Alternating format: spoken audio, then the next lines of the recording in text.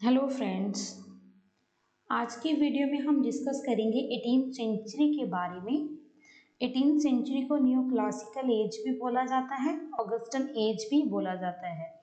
Augustan age नाम से ही मैं इसी वीडियो को अपलोड कर चुकी हूँ, यानी कि ये उसका कंटिन्यूअस है, उसका पार्ट सेकंड है। इससे पहले जो इम्पॉर्टेंट पॉलिटिकल बैकग्राउंड इवेंट्स थे उसके बारे में हमने पार्ट 1 में डिस्कस किया था। उसका लिंक भी मैं आपको डिस्क्रिप्शन में डाल दूंगी, आप वहाँ पे जाकर देख लेना।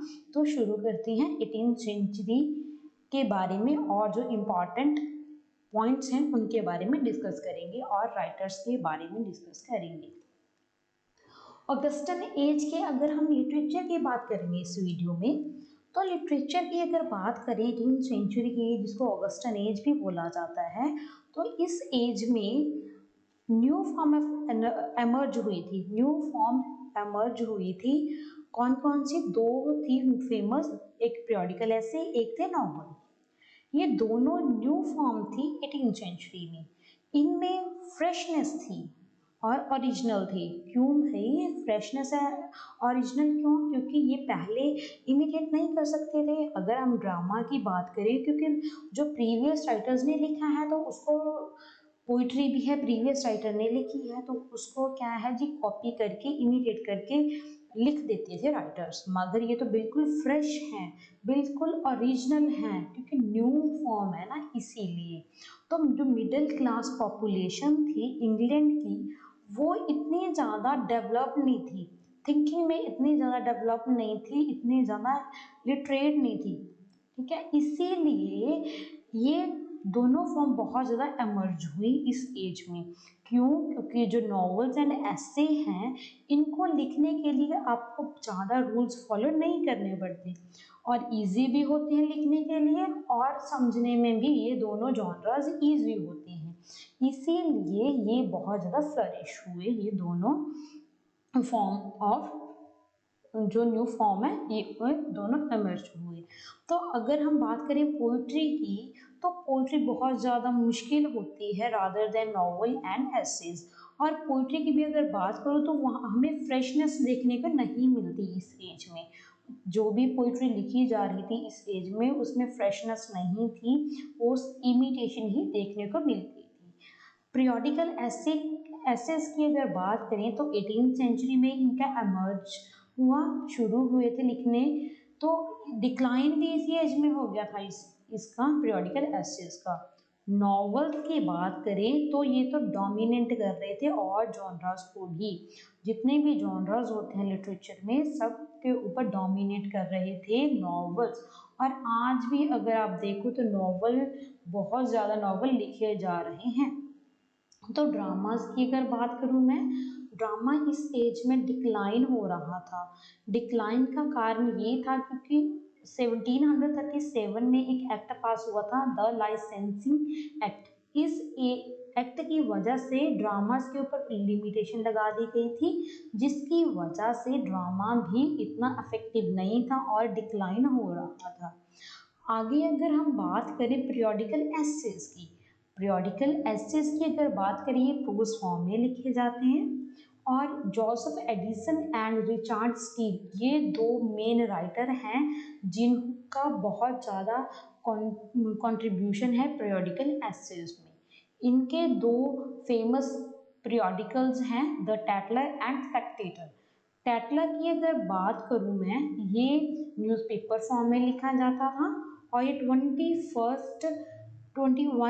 मंथ तक चला ये, और इसमें 271 इशू पब्लिश करवाए थे। और ये दोनों का कोलैबोरेशन वर्क था।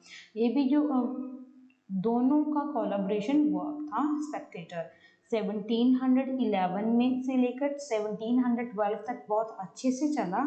उसके बाद इन्होंने थोड़े टाइम के लिए इसको रोक दिया था, बिकॉज ये और वर्क के ऊपर काम कर रहे थे और कोई वर्क कर रहे थे, इसीलिए। तो 1714 में इनको दोबारा स्टार्ट किया स्पेक्टेटर को, मगर वो इतना ज़्यादा पॉपुलर नहीं हो रहा था, ऑडियंस इतना पसंद नहीं कर रही थी, तो इन्होंने स्टॉप कर दिया स्पेक्टेटर को भी पब्लिश करवाना। आगे अगर हम बात करें एलिजा हेवुड, ये एक फीमेल राइटर हैं। इन्होंने भी एक पीरियोडिकल शुरू किया था और उस पीरियोडिकल का नेम था the Female Spectator. The Female Spectator Eliza Haywood ने स्टार्ट किया था और ये रिस्पॉन्स में स्टार्ट किया था द टैटलर एंड स्पेक्टेटर के। Very important point. आगे हम बात करते हैं नॉवेल्स की। ये नॉवलिस्ट थे बहुत फेमस 18th सेंचुरी के डेनियल डिफो। 1660 से लेकर 1731 ये इनका लाइफ स्पेन है।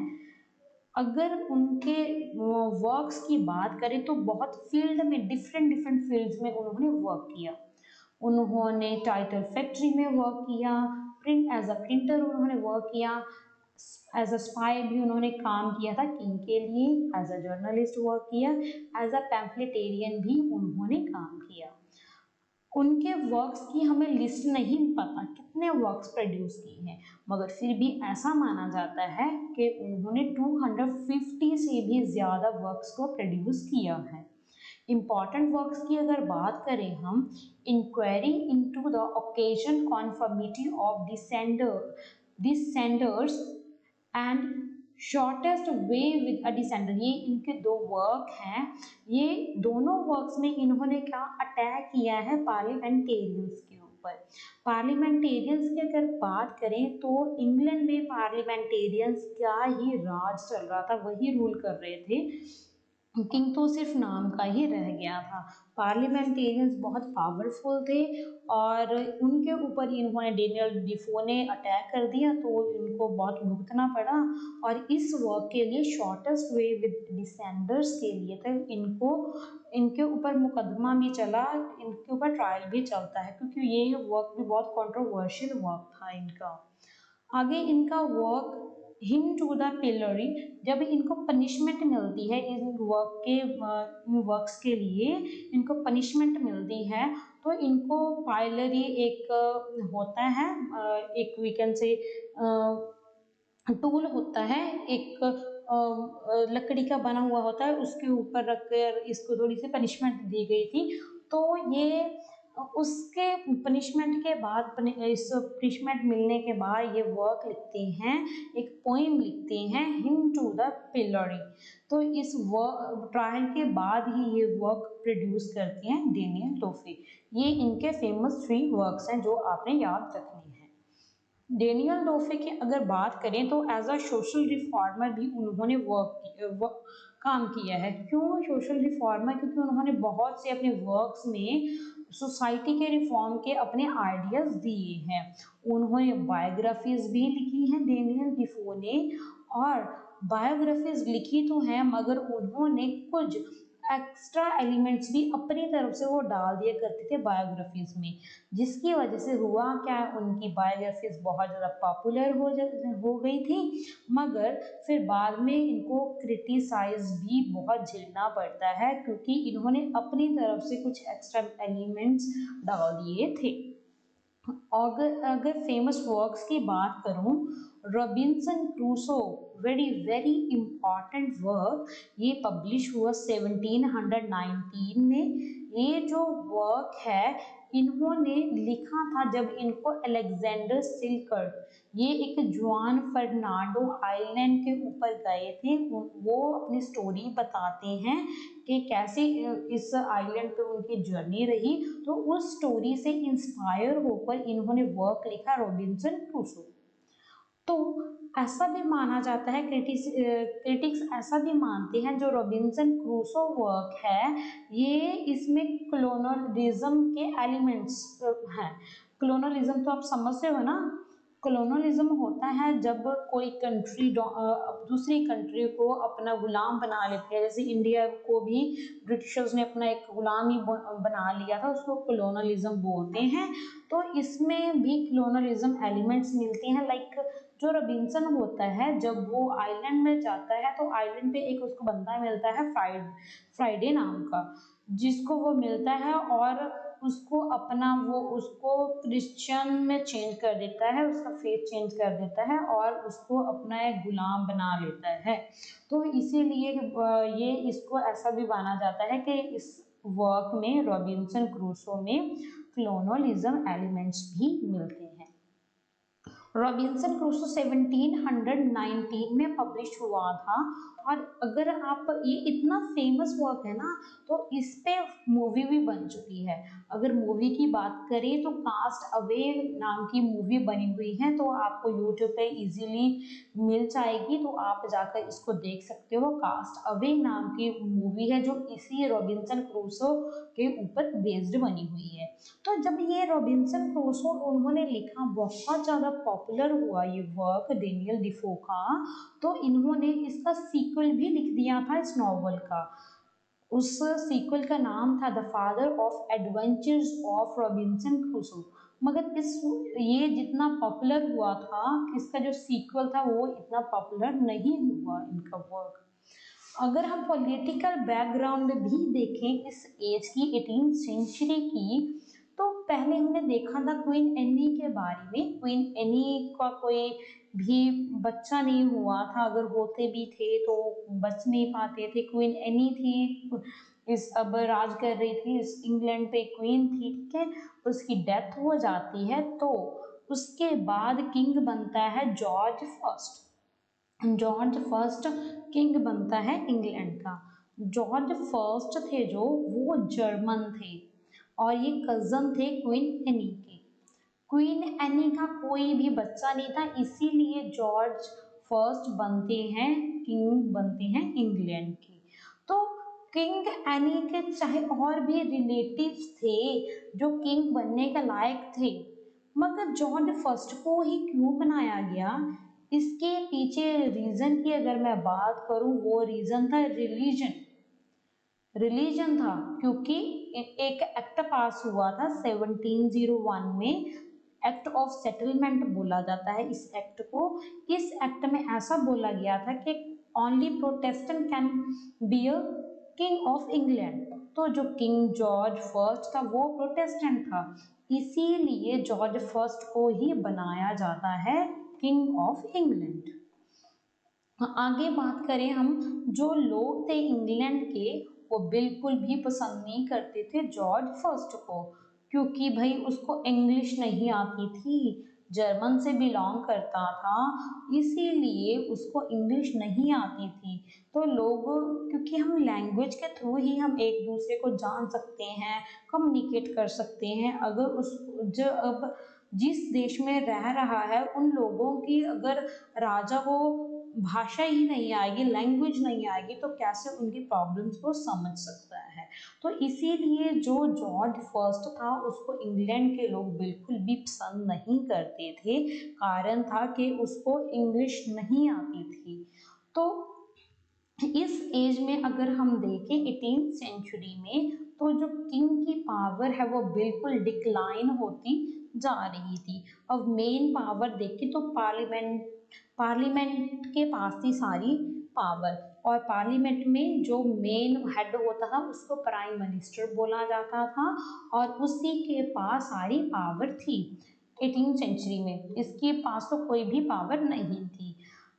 जॉर्ज फर्स्ट के बाद उसका बेटा होता है जॉर्ज सेकंड, वो बनता है उसके बाद बनता है उसका बेटा जॉर्ज सेकंड, राजा बनता है इंग्लैंड का। जो जॉर्ज सेकंड था वो लास्ट ब्रिटिश मोनार्क माना जाता है to be born outside Great Britain. जो ब्रिटेन से बाहर का राजा है, जैसे जर्मन था ना, ये मैंने बताया था आपको, जॉर्ज फर्स्ट जर्मन था, ये जॉर्ज सेकेंड ये लास्ट ब्रिटिश मोनार्क था जो आउटसाइड ग्रेट ब्रिटेन राजा बना था। अगर शॉर्ट में अगर बात करूं तो अब जो पार्लियामेंट थी वही रूल कर रही थी इंग्लैंड पे, क्योंकि किंग की तो पावर बिल्कुल ही डिक्लाइन हो गई थी इस एज में। अब हम बात करते हैं इस एज के बहुत ही फेमस राइटर जोनाथन स्विफ्ट के बारे में। ये बहुत ही ग्रेट सैटायरिस्ट हैं इस एज के।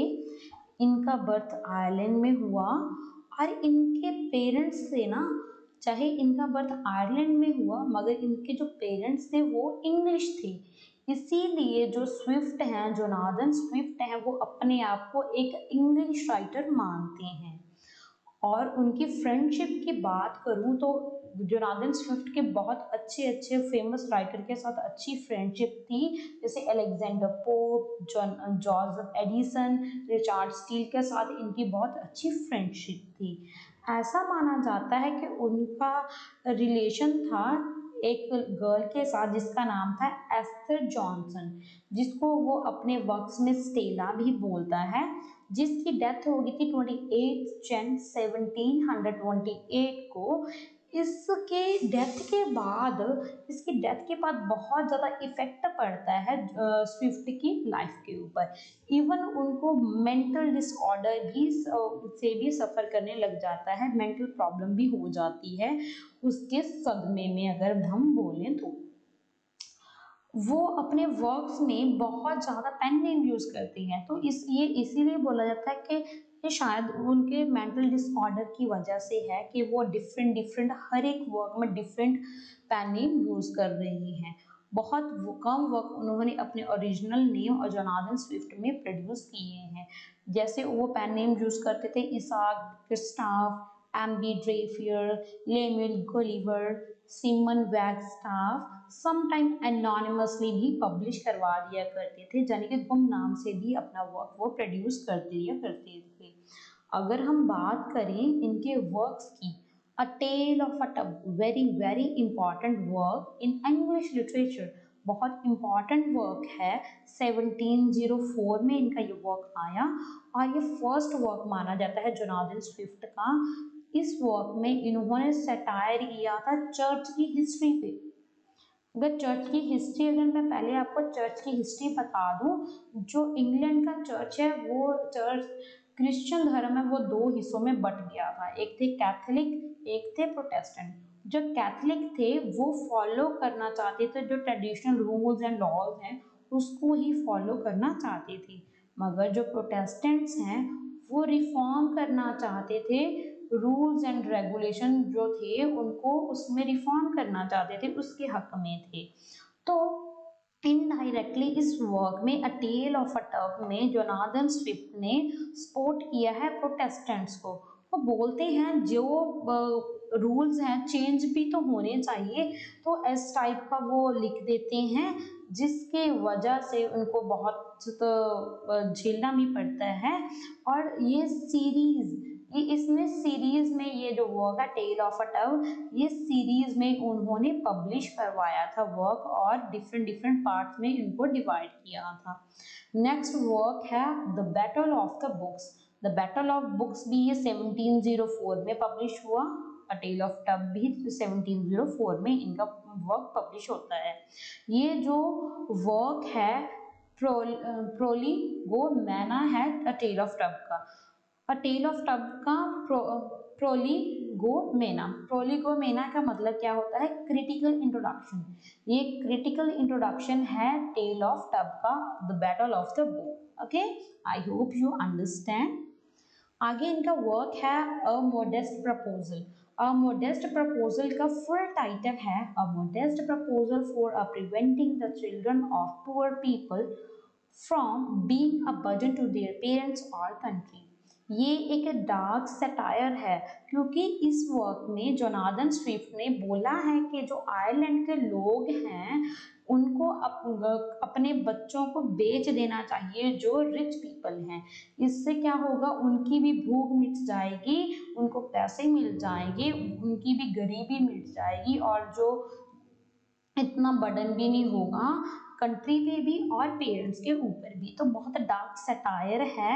तो इस वर्क में उन्होंने क्रिटिसाइज की है इंग्लैंड को, क्योंकि दिखाया है उन्होंने इंग्लैंड कैसे ट्रीट कर रहा है आयरलैंड को इस वर्क में अ मोडेस्ट प्रपोजल में। आगे हम जोनाथन स्विफ्ट के और वर्क्स की बात करें, गलिवर्स ट्रैवल बहुत इम्पॉर्टेंट वर्क है, मास्टरपीस माना जाता है इस वर्क को। ये भी इनका सटायर है और इस वर्क को इन्होंने 4 पार्ट्स में डिवाइड किया है। ये 4 पार्ट्स हैं, ये आप पढ़ सकते हो। अब वो ये वैसे तो जो गलिवर्स ट्रैवल से ही आप देख सकते हो, ये ना वो एजिस पे गए थे, डिफरेंट डिफरेंट प्लेसेस पे गए थे, तो उसी को 4 पार्ट्स में डिवाइड किया है। फर्स्ट पे लिलीपुट गए थे, सेकंड पे किस पे गए थे, ये सब कुछ उन्होंने इन अलग अलग पार्ट्स में बताया है। और इस वर्क को उन्होंने लेमुल गोलीवर नाम से पब्लिश करवाया था, यानी कि पेन नेम यूज किया था। और इसी गलीवर्स ट्रैवल के ऊपर भी बेस्ड एक मूवी बन चुकी है, जंतरम मंत्रम। वो भी आप देख सकते हो, बहुत बहुत अच्छी मूवी है, आपको देखनी चाहिए, बहुत मजा आने वाला है। बहुत अच्छी मूवी है जंतरम मंत्रम, जो इसी गलीवर्स ट्रैवल के ऊपर बेस्ड है। और अगर एपिथेफ की बात करें, एपिथेफ तो आपको पता ही होगा क्या होता है। आफ्टर डेथ जो कब्र के ऊपर वर्ड्स लिखे जाते हैं उसको एपिथेफ बोलते हैं। तो जोनाथन स्विफ्ट ने अपना एपिथेफ खुद लिखा था।